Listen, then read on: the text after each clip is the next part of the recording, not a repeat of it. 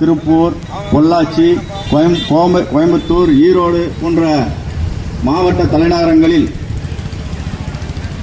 மக்களை காக்கின்ற போராட்டமாக இது நடந்து கொண்டிருக்கிறது. மக்களை காக்கின்ற போராட்டம் என்றால் துப்புரவு தொழிலாளர்களுடைய போராட்டம் எப்படி மக்களை காக்கும் என்று நாம் கேட்கலாம். நோய் வந்து மருத்துவமனைக்கு போய் தீர்க்கிறது டாக்டரோட வேலை. மக்களுக்கு நோய் வருவதற்கு முன்பே காக்கின்ற வேலை துப்புரவு தொழிலாளர்களுடைய வேலை. அப்படிப்பட்ட உன்னதமான தொழிலை செய்யக்கூடிய துப்புரவு தொழிலாளர்கள் இன்று மற்ற சராசரி மனிதர்களைப் போல் மக்களைப் போல் வாழ்கிறார்களா என்றால் கேள்விக்குறிதான். அந்த பிரச்சனைகளின் காரணமாகத்தான் இந்த ஆர்ப்பாட்டம். தோழர்களே, சென்னை துப்புரவு தொழிலாளர்களின் பணி நிரந்தரம் உள்ளிட்ட போராட்டம் வெல்லட்டும். தமிழக அரசு, மாநகராட்சி நிர்வாகமே தனியார் துப்புரவு தொழிலாளர் ஒப்பந்தத்தை ரத்து செய். ஒப்பந்த தொழிலாளர்களை நிரந்தரப்படுத்து. துப்புரவு பணியை அரசே ஏற்று நடத்து. அரசு நிர்ணயித்த கூலி 750 வழங்கு. வார விடுமுறை, பண்டிகை விடுமுறை, காலமுறை விடுமுறைகளை துப்புரவு தொழிலாளர்களுக்கு வழங்க கோரி நடைபெறுகின்ற வரலாற்று சிறப்புமிக்க இந்த ஆர்ப்பாட்டத்திற்கு அனைத்து துப்புரவு தொழிலாளர் நலச்சங்கத்தின் ஒருங்கிணைப்பாளர் தோழர் பரணி அவர்களை தலைமை தாங்கிய நிகழ்ச்சியை நடத்தி கொடுக்குமாறு கேட்டுக் கொள்கிறேன்.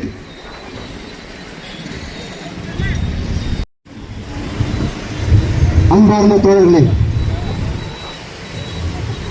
புரட்சிகர இளைஞர் முன்னணியும் அனைத்து துப்புரவு தொழிலாளர் சங்கமும் இணைந்து தமிழ்நாட்டில் உள்ள மாநகராட்சி, நகராட்சி, பேரூராட்சி இதில் பணி செய்யும் ஒப்பந்த துப்புரவு பணியாளர்களை நிரந்தரப்படுத்த வேண்டும் என்று தமிழ்நாடு முழுவதும் பொது உடைமை கட்சிகளும் விடுதலை சிறுத்தை கட்சிகளும் போன்ற அமைப்புகள் கண்டனம் தெரிவித்து வருகிறது. இதன் தொடர்ச்சியாக தமிழ்நாட்டில் போராட்டங்கள் அதிகரிப்பதால் சமீபத்தில் தமிழக மாநகராட்சி ஒப்பந்தத்தை ரத்து செய்த தமிழக அரசுக்கு அனைத்து துப்புரவு தொழிலாளர் சங்கத்தின் சார்பாக மனமார்ந்த நன்றியை தெரிவித்துக் கொண்டு இனிவரும் காலங்களில் இன்று நடந்து கொண்டிருக்கின்ற மாநகராட்சி, பேரூராட்சி, நகராட்சியில் இருக்கிற ஒப்பந்தத்தை ரத்து செய்து அந்த பணியை அரசே எடுத்து நடத்த வேண்டும் என்று கேட்டுக்கொண்டு இந்த ஆர்ப்பாட்டம் நடந்து கொண்டிருக்கிறது. இதன் தொடர்ச்சியாக முழக்கம்.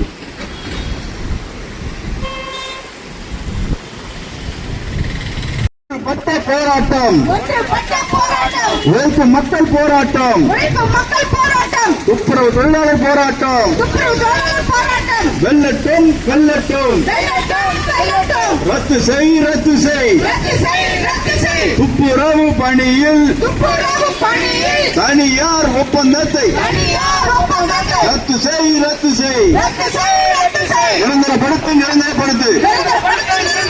துப்புரவு தொழிலாளர்களை, ஒப்பந்த தொழிலாளர்களை நிரந்தரப்படுத்து, நிரந்தரப்படுத்து. அரசே நடத்து, அரசே நடத்து. துப்புரவு பணியை அரசே நடத்து, அரசே நடத்து. ஒப்படைக்காதே, ஒப்படைக்காதே. துப்புரவு பணியை தனியாரிடம் ஒப்படைக்காதே. தமிழக அரசு, தமிழக அரசு துப்புரவு தொழிலாளர்களுக்கு அரசு நிர்ணயித்த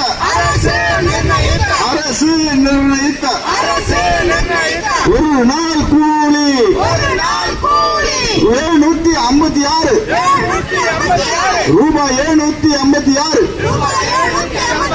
வழங்கிடு, வழங்கிடு. விடுமுறை வழங்கு, விடுமுறை வழங்கு.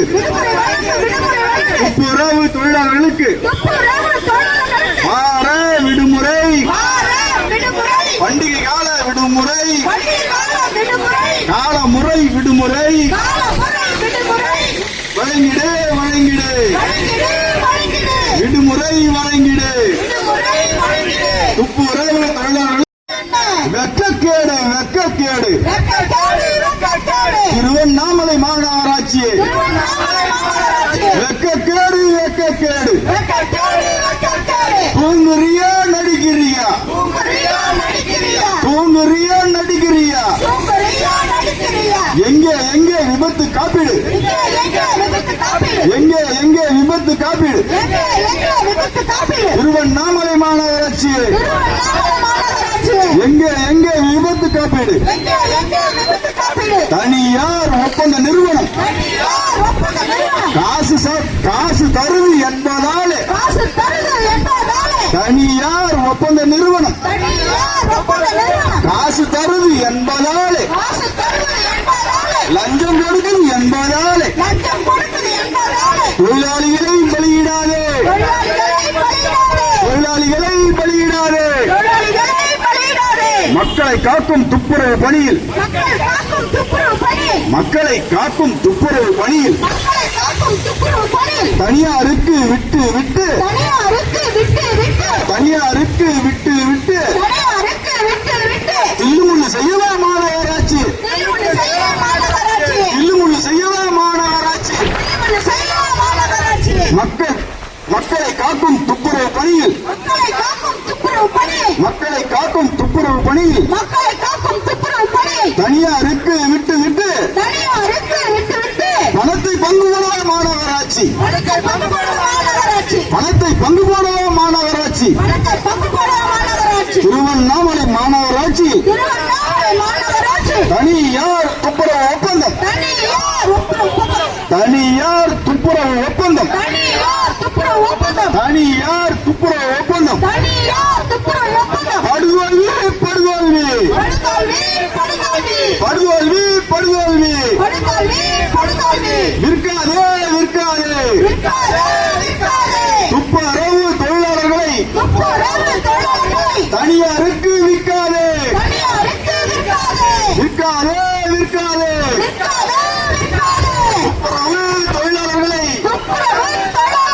தனியாருக்கு விற்காதே வெல்லட்டும் வெல்லட்டும் வெல்லட்டும் வெல்லட்டும் புரட்சிகர இளைஞர் முன்னணி புரட்சிகர இளைஞர் முன்னணி அனைத்து துப்புரவு தொழிலாளர் நல சங்கம் நடத்திடும்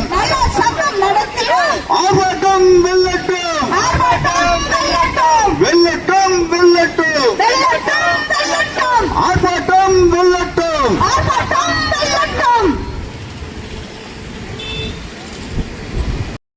துப்புரவு பணியாளர் தனியார் ரத்து செய்ய கோரி நடைபெற்று இருக்கும் இந்த கண்டன ஆர்ப்பாட்டத்திற்கு புரட்சிகர இளைஞர் முன்னணி செங்கல் பகுதி பொறுப்பாளர் தோழர் சந்திரசேகரன் கண்டன உரையாற்றுவார்.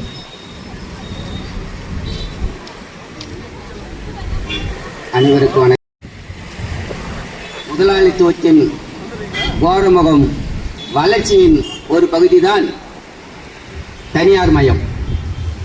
குப்பை அள்ளுவதை கூட தனியார் மயம் அப்படின்னா ஏன் சாராய கடையை நீங்க அரசு நடத்துறீங்க? சாராய கடை அரசு நடத்துறது, குப்பை அள்ளுறது தனியார் நடத்துறது என்ன? எந்த விதத்தில் இது நியாயம்?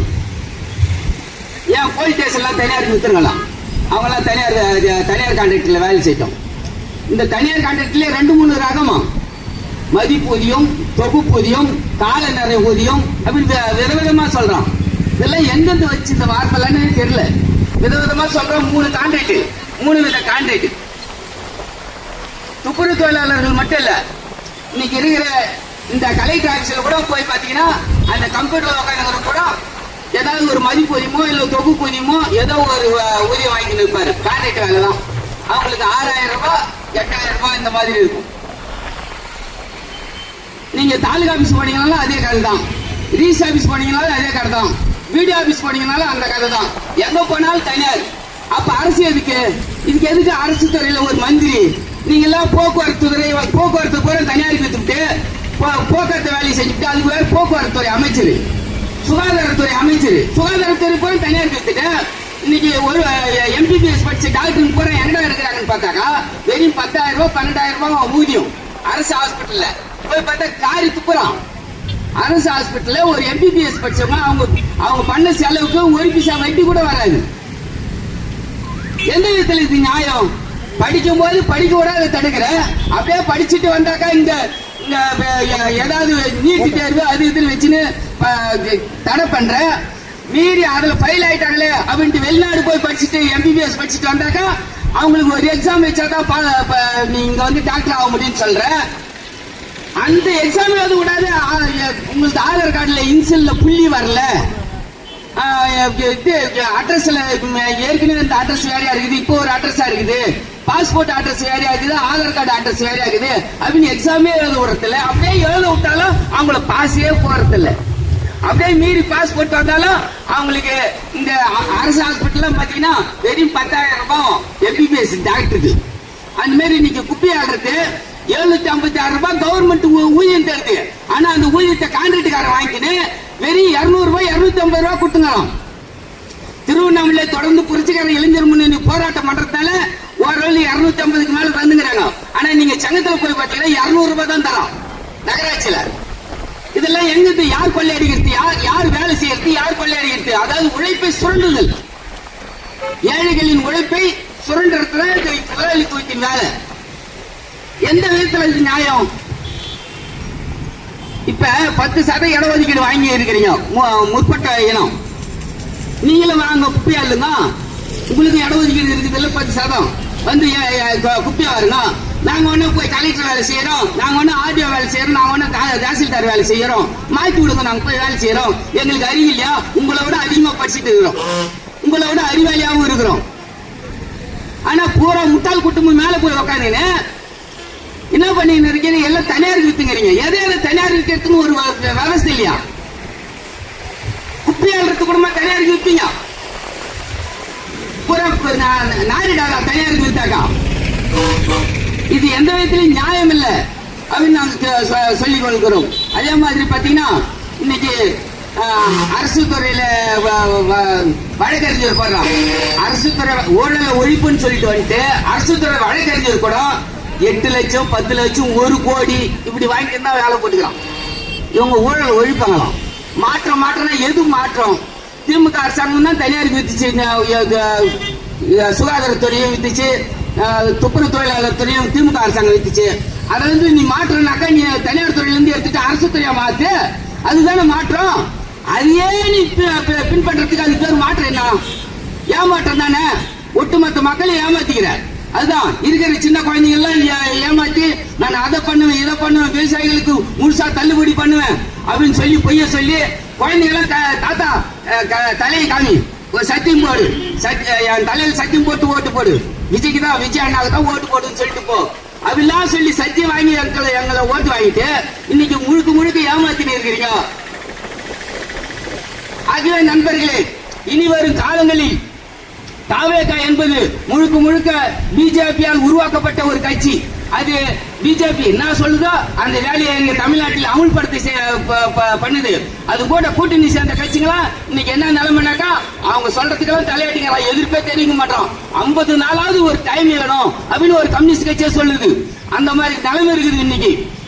நண்பர்களே, இது காலப்போக்கில் மேலும் அழிவுக்கு தான் உண்டாக்கும். இது வந்து வளர்ச்சி போக்கு அல்ல, அழிவு பாதைக்கு உண்டாக்கும் என்பதை தெரிவித்துக் கொண்டு இந்த மேலும் அழியாமல் பாதுகாக்க வேண்டும், தொடர்ந்து போராடி பெற வேண்டும் என்றால் புரட்சிகர இளைஞர் முன்னணியின் பின்னால் அணிவகுக்க வேண்டும் என்று கேட்டுக்கொண்டு விடைபெறுகிறேன். நன்றி, வணக்கம். 84 நாள் ரிப்பன் மாளிகை முன்பு எங்களை பணி நிரந்தரம் செய்யுங்கள் என்று பல போராட்டங்கள் நடத்தினார்கள்.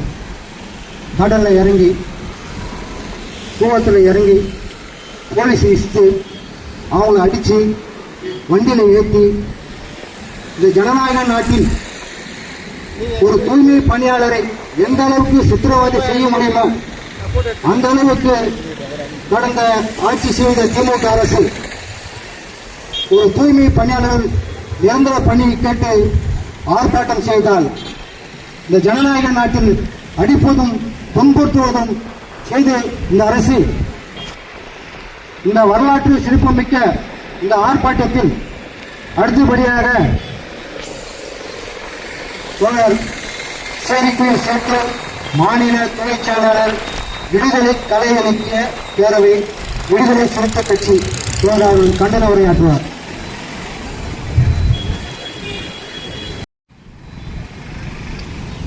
உழைக்கிறவன் நாடு முழுக்க இப்படிதான் தெருவில் நின்று அவருடைய உரிமையை 4 பேரோ 10 பேரோ ஒரு 50 பேரோ பேசிக்கிட்டு இருக்கிறான். ஆனா உழைக்காத கூட்டம் இன்னைக்கு பல கோடிகளை சுருட்டி இந்த மக்களை திட்டங்களின் பேரால் போட்டு 1000 கோடி 5000 கோடி 10,000